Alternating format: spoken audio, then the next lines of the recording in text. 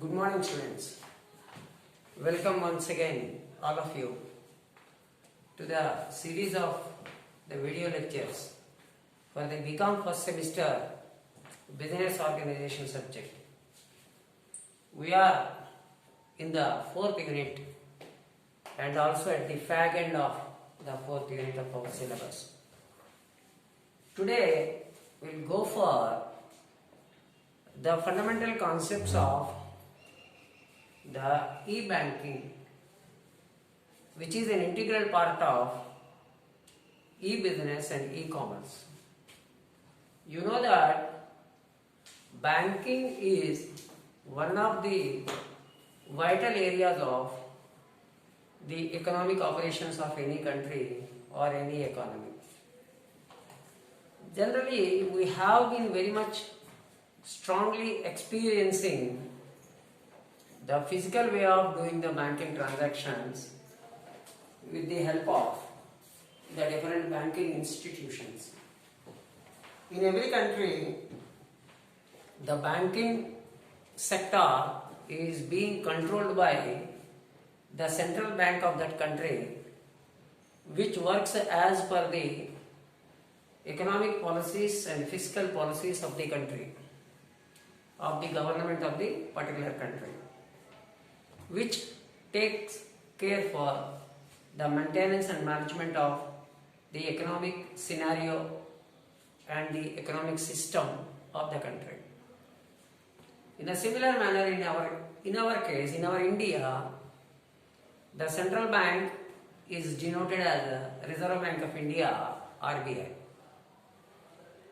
So after the nationalization of the banking industry in the country, the Reserve Bank of India has been promulgated as a regulator as well as the controller and the head of the banking system as well as the economic system. And it functions as per the guidelines of the Ministry of Finance, Government of India.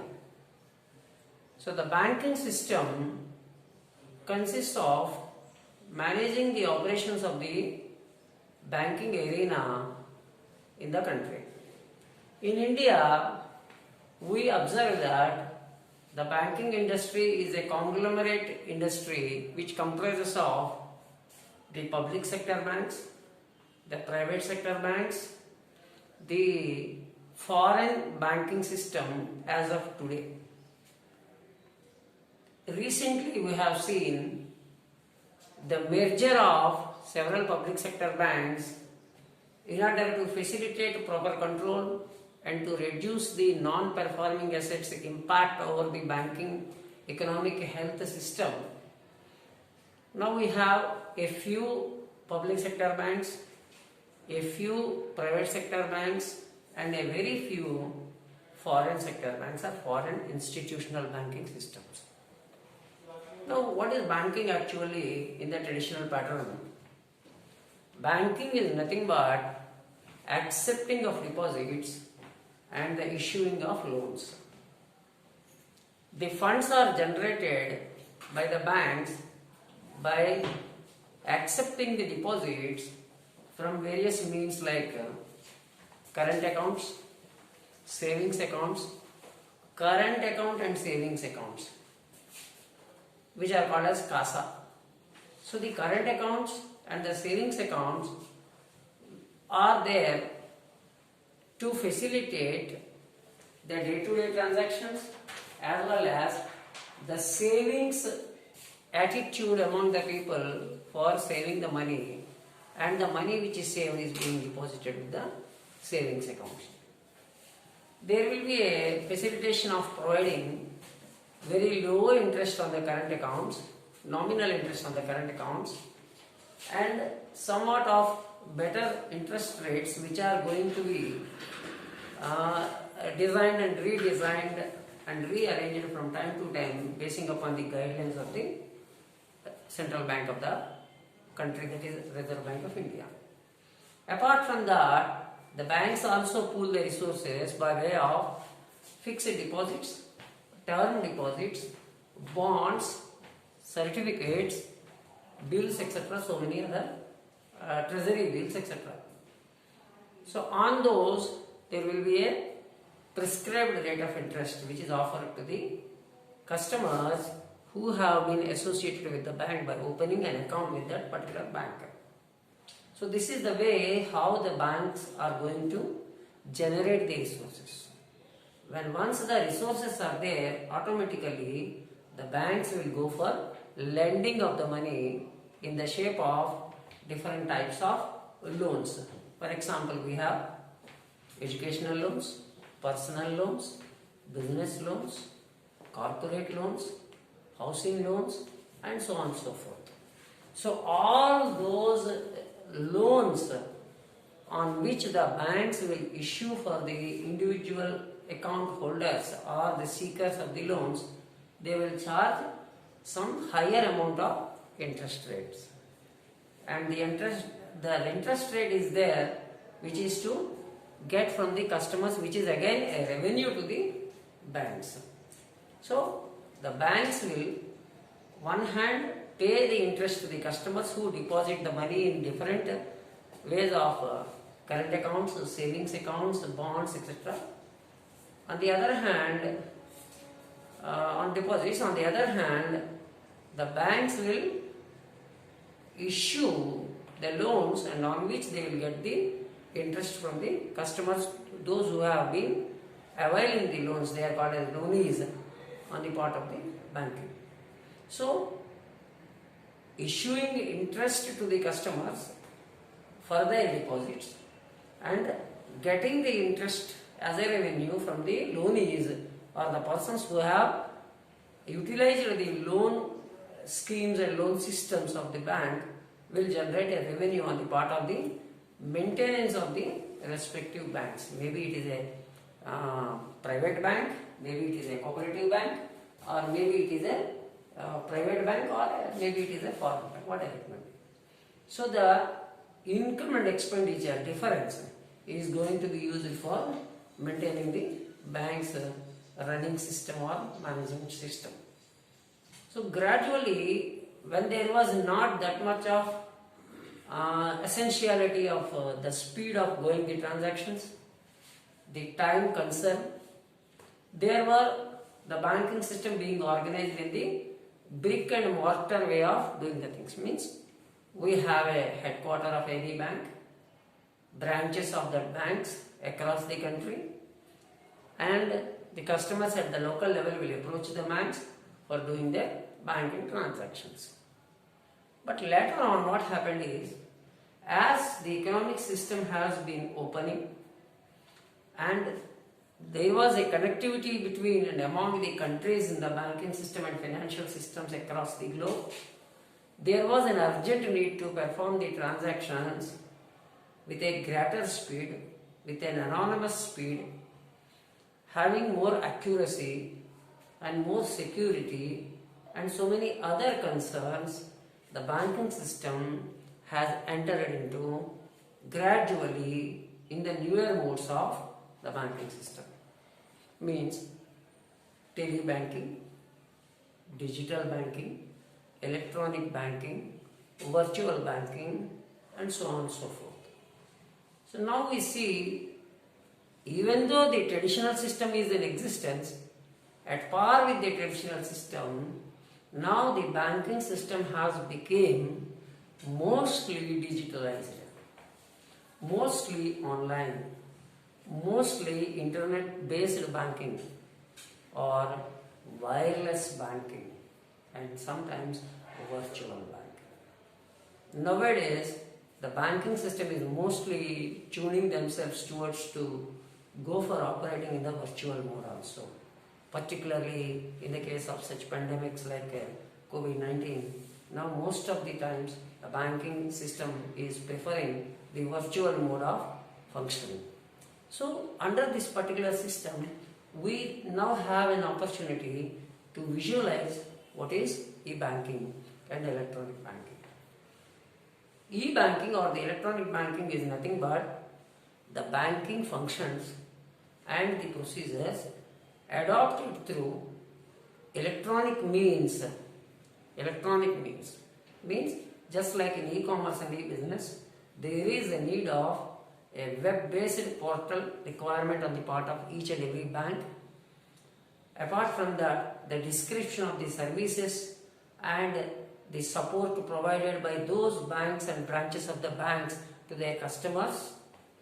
Apart from that, the way of receiving the money as well as giving the loans, maintaining the resources, everything has become now electronic version or digital version. So the software is required, the IT support is required to render the IT enabled services, which are we call it as ITES. So taking all these things into consideration, now the gamut of banking system has been virtual, has become electronic, has become more and more digitalized from day to day. So in this area, the banks have streamlined their electronic services to those customers who are willing to go and supposed to access the banking services, both deposits as well as loans and other financial services, financial inclusive services, which are supposed to be provided through IT enabled services. Now, so we have different words which come to us today, like virtual banking, like mobile banking, telebanking, digital banking, and so on and so forth. So whatever it may be, the bank's systems have becoming more and more wireless with the help of the telephonic or mobile service providers in the digital manner, having some apps or applications as well as a direct access to the banks through internet banking also. So all these services are based on IT and IT enabled services, using applications for generation of data, for using the data and for reprocessing the data, and also serving the customers with more security, safety. So in this area, the banks have started developing the system from the virtual mode, from the brick and mortar mode to the virtual mode gradually.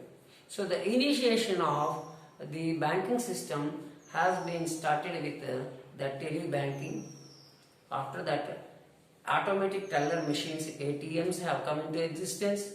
After that, passbook printing kiosks as well as ATM kiosks have been established across the country, and gradually now has become the mobile banking or e-banking or internet banking or digital banking. All this has come in a force in a gradual manner and going up and up. So on the overall, we see that we can forecast that in the coming days, the brick and mortar system is gradually going to disappear from the scenario of banking, and the e-banking or the digital banking is going to take place. And in the future course of time, we also may observe that we may experience in future that definitely there will be virtual banking. So now coming to the question of e-banking, everything is electronic mode. In the general banking, what happens?